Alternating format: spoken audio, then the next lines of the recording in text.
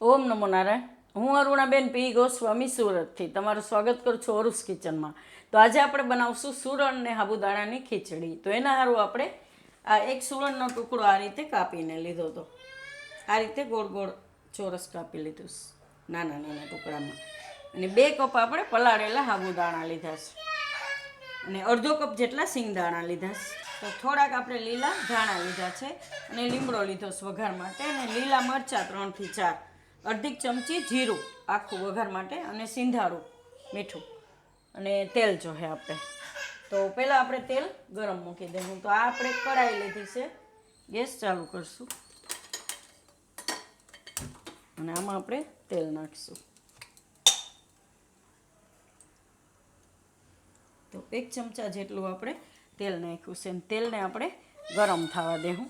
તો અરુસ કિચનના 80% વ્યુઅર્સ એવા છે જે વિડીયો જોઈ છે પણ ચેનલને સબસ્ક્રાઈબ નથી કર્યું એમ, તો પ્લીઝ સબસ્ક્રાઈબ કરજો અને લાઈક કરજો. તો તેલને આપણે ગરમ થવા દેવું. તો તેલ આપણું ગરમ થઈ ગયું છે, એમાં આપણે નાખીશું પહેલાં જીરું અને મરચાં.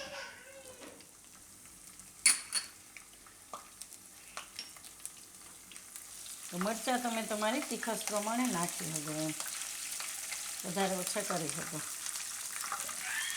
તો હવે એમાં આપણે નાખીશું લીમડાના પાન.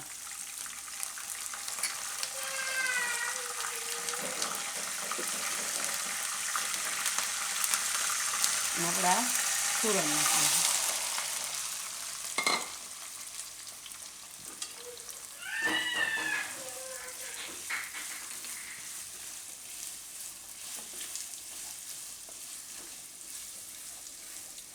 તો આમાં આપણે થોડુંક મીઠું નાખી દઈશું, સિંધાળું.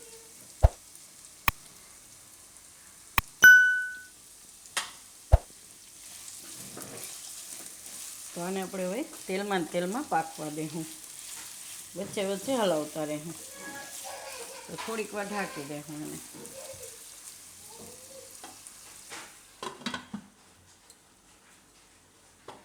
તો હવે આપણે આને જોઈ લેશું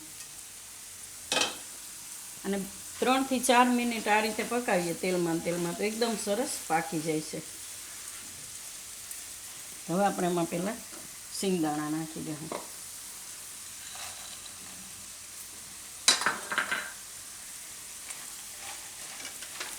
તો થોડીક વાર સિંગદાણાને એમાં આપણે થવા દઈશું,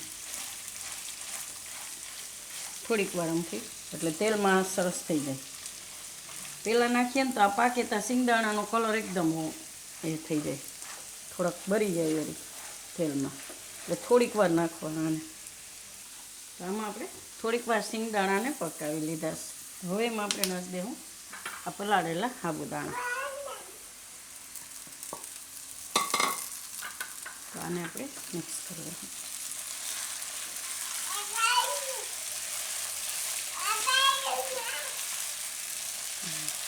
થોડીક વાર આપણે આ સાબુદાણાને પાકવા દઈશું. આમાં એકદમ પલળેલા હોય એટલે બહુ વાર નથી લાગતી, આને ફટાફટ થઈ જાય છે એમ.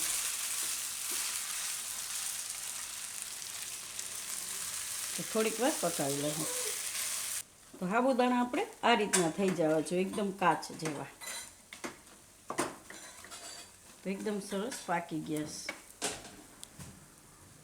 તો હવે ગેસ બંધ કરી દઈશું અને આમાં આપણે લીલા ધાણા નાખી દઈશું. ખીચડી તો આપણે સાબુદાણાની ઘણી વાર બનાવીશ, દૂધીવાળી ને અલગ અલગ એમ.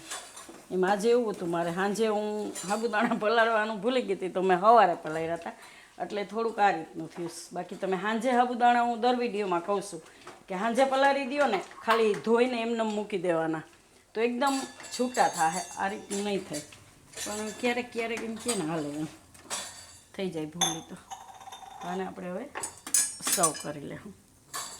ને સિંગદાણા તમારે ભૂકો કરીને નાખવા હોય તો ભૂકો કરીને નાખી શકો, અને આ રીતે નાખવા હોય તો આ રીતે નાખી શકો. આમાં ટેસ્ટમાં કંઈ ફેર નહીં પડે, પણ થોડાક સાબુદાણા ઓલા થઈ ગયા છે.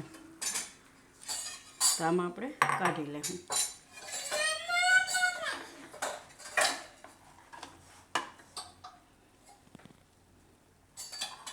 એકદમ મસ્ત લાગે છે આ ખીચડી.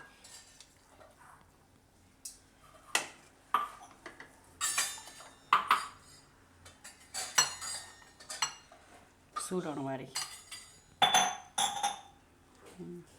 તો આમાં તમારે ઉપરથી લીંબુ નાખવું હોય તો લીંબુ નાખી શકો એમ. તો તૈયાર છે આપણી સુરણ અને સાબુદાણાની ખીચડી. તો જો તમને મારી આ રેસીપી પસંદ આવી હોય તેને લાઇક કરજો, શેર કરજો અને મારી ચેનલને સબસ્ક્રાઈબ કરજો અને બેલ આઇકન દબાવવાનું ના ભૂલતા. કમેન્ટ કરીને કહેજો કે તમને કેવી લાગી આ સુરણ અને સાબુદાણાની ખીચડી.